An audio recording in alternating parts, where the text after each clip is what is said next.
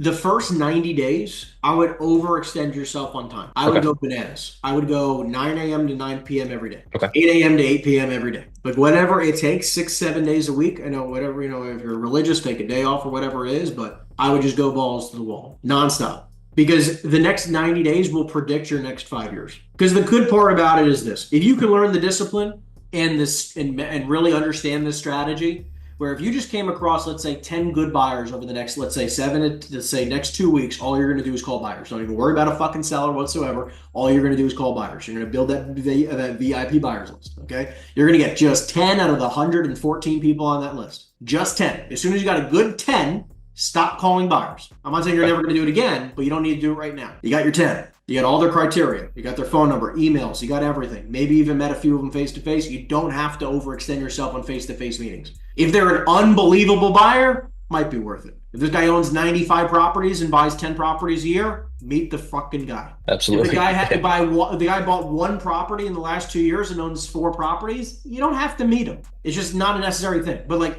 depending on your scale, you can spend the time to do so. It's not a requirement. Now you got your 10 guys, and then you're just going to start ripping phones. And all you're going to think about, because obviously you're doing well on the leasing side, is you call them up about a sale, right? Or you call them up about a leasing. You have your main priority focus. And all you're going Mhm. to master is the art of the pivot. And you're just going to pivot in your conversation. So you call somebody up, just like we do, we just go sale first. That's our priority, right? Would you be totally against selling the property? Right? Mhm. They say, I'm not interested in selling. Okay, I can completely appreciate it, completely appreciate that. Just curious, is your building 100% occupied? No, it's not. We're actually looking for a tenant. Okay, great. Would you be totally against having us market the property for lease to try to get you to 100% occupancy so we can raise the income of your property and raise the value? No, I'm interested. Great.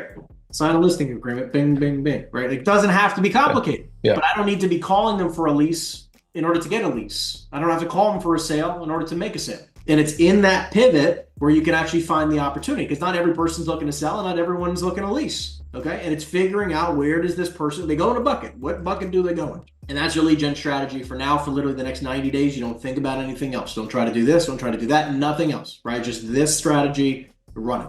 Now, what's going Okay. to happen in 90 days, right, is that all I want you to realize is that in 90 days, like you are going to be the one who just gets infinitely better as the call goes, and they don't want to sell and they don't want to lease. Great. Tell me about just out of curiosity. I saw you bought this property 5 years ago, right? Are you in the business of possibly buying another property if you came across it, right? And you pivot to now a buyer call. So now you go sale, lease, buyer, right? Now what happens is that every single time you're calling your seller list, right, to try to generate some seller opportunities, you also have the ability to pivot to generating another buyer lead. And eventually Okay. the game plan is that in 90 days, you get so good at this, every day you generate one good seller lead, maybe one decent lease lead, right?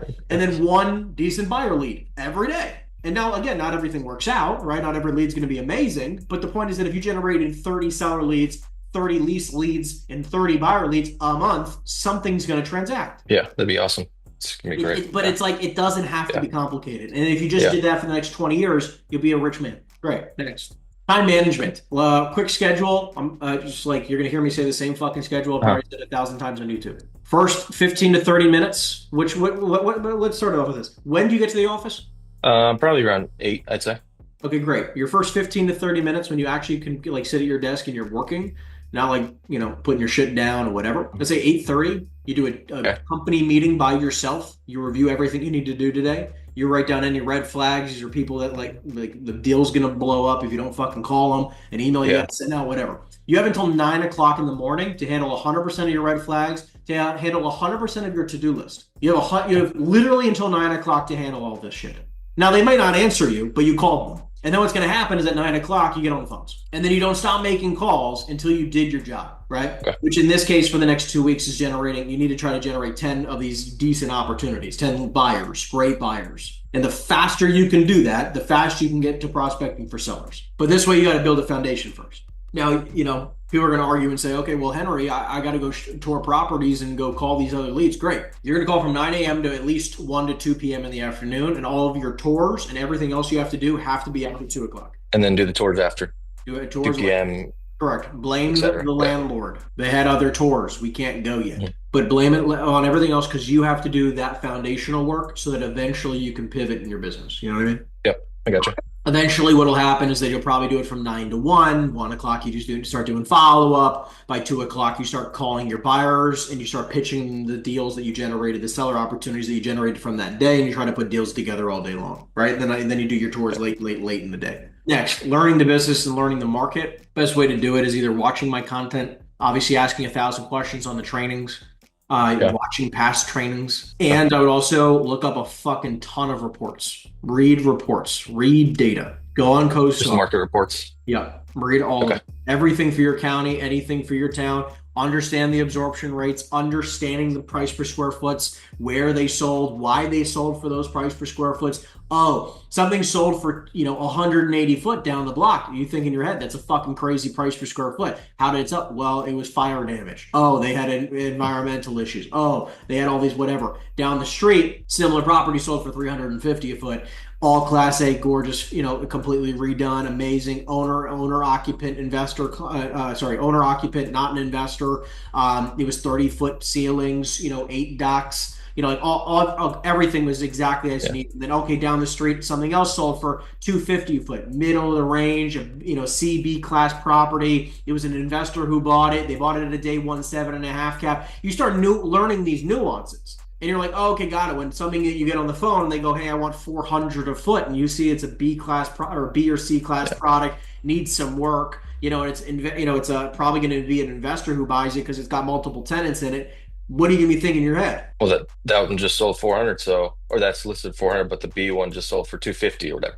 Yeah, it's like it's So overpriced. yeah, Right. So it's overpriced, like, whatever oh, okay, price. like, well, Yeah. in your mind, now that you're on the call and you've been studying your reports Hmm. and you know what's sold and why it's sold for those things, now you're like, when you're on that call, you're like, okay, that's interesting. How did you come up with that number? Right. And Yeah. and then you can talk and sound so confident, even though you didn't have to have sold any of it. It's Hmm. like, oh, that's interesting. You know that 123 Main Street just sold for X, price per square foot, exact type of property, just like yours, multiple tenancy, whatever. Just curious, why do you think yours is worth 80% more money? And that was actually 80,000 feet, and yours is 40,000 feet. But like, you can't talk like that with that level of confidence unless you start Yeah. really looking at the data, right? Let's look in the Or sell markets. a Yeah. fucking ton of Yeah. real estate. Otherwise, you're just talking out of your ass. Exactly. Right. So, and look, you can make up for Yeah. experience with expertise. You can make up for experience of closing a lot of deals for expertise in studying the markets. You Mhm. can sound identical to people who have sold hundreds of commercial properties in your market just by studying what they've sold. Yeah. You can sound just as confident.